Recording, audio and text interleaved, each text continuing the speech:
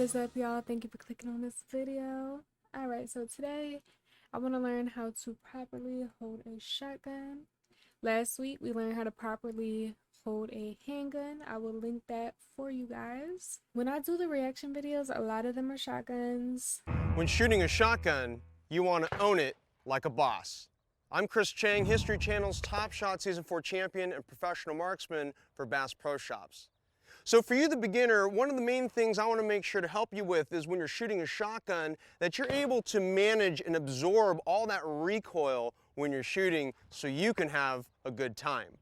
Let's go ahead and start with the stance. So when I'm looking at my target, I'm going to have my right foot for right-handers a little bit back, and I want to have a very aggressive stance, meaning I'm leaning a little bit forward, because again, that recoil is going to be coming back this way. So if I'm in an aggressive forward-leaning stance, I'm going to be able to absorb that recoil.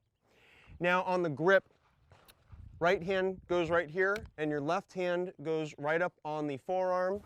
I'm going to bring it up, and the mount part here is where the buttstock goes into my shoulder. Some people find if you lift up your elbow, that can create a pocket where this makes it more comfortable to seat the gun. And then finally, with my left hand, I'm pulling into my shoulder to make sure, again, that that recoil is absorbed and the gun is properly mounted into my shoulder. And what we're talking about here with the mount is we want to make sure that the buttstock is flush against your shoulder, because here's what's going to happen if there's a gap. That gun is going to keep knocking you back and back and back, where if I have it right up tight I think that's the answer right there. The more you know. Wow. against my shoulder, this energy that's traveling on this axis, it's going to come into my shoulder, down my spine, and into my hip, where all the energy can be absorbed.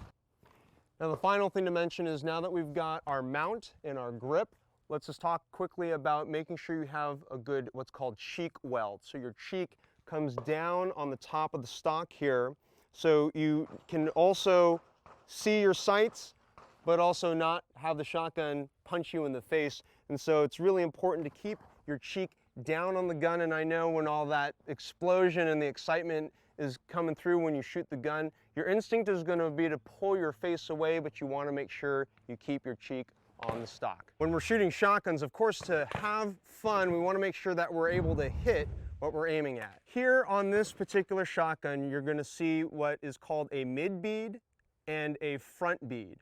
And the way you have to think about this is the barrel is an extension of your eye. And so let me quickly demonstrate the point. Here we have an empty shotgun, empty chamber, empty tube.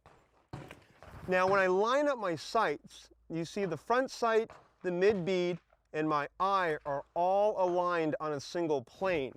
And what this does is then whatever I'm looking at, there's a question then of, well, which side do I mount the shotgun on, my right side or my left side?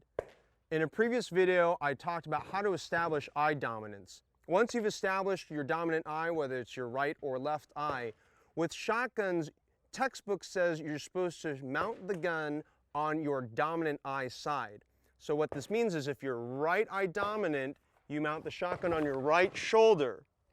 But if you're left eye dominant, then you have to switch, and you're going to hold the shotgun with your left hand. So I'm right-handed, but I'm left eye dominant. And I'm not ambidextrous. I don't know how that's going to work. And mount on your left shoulder.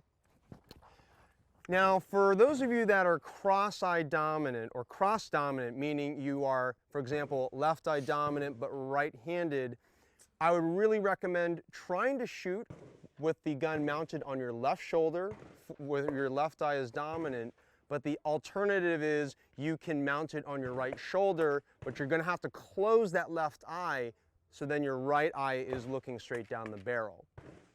Finally, there are some other different sighting systems on shotguns. For example, on this Mossberg pump shotgun, we've got what's called a ghost ring sight.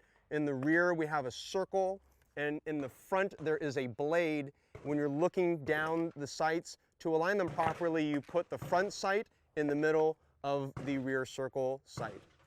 Now that you have an understanding of how eye dominance and sight alignment factor into making sure that you are hitting what you're aiming at, get out there and practice. Did you know that you're never supposed to be looking down the barrel of a shotgun? Wow, you don't I'm say. Gil Ash of OSP Shooting School. Common misconception, but you're never supposed to be looking down the barrel. Let me show you why. Empty gun. If you're the target and you're going this way, the gun's got to be ahead of the target to hit it, doesn't it? Look what happens. Empty gun. I've got to look at the target. When I mount the gun in front of the target, do you see how I'm looking down this side of the gun? Not looking down the gun, am I? What happens if the target's going that way? Again, if you're the target and I mount the gun ahead of the target, now I'm looking across the gun at the target. I'm never looking down the gun. You have to see the target where it is and mount the gun where it's gonna be. And by the way, don't be looking at that bead. Yeah, I know you're gonna try, but it ain't gonna work. Let me show you something. Take your thumb and put it right underneath my chin, right here. Focused on my chin, you should see two thumbs in your periphery. You see the two thumbs? Focus. Y'all, well, I really need glasses. Now, focus on the end of your thumb. Do you see two of me? So imagine what happens when a flock of 10 birds fly over. You throw the gun up, look down the barrel and check the bead. How many birds do you see? 20. Is there any wonder you don't hit any of them? You got to keep your eye on the target, mount the gun where the...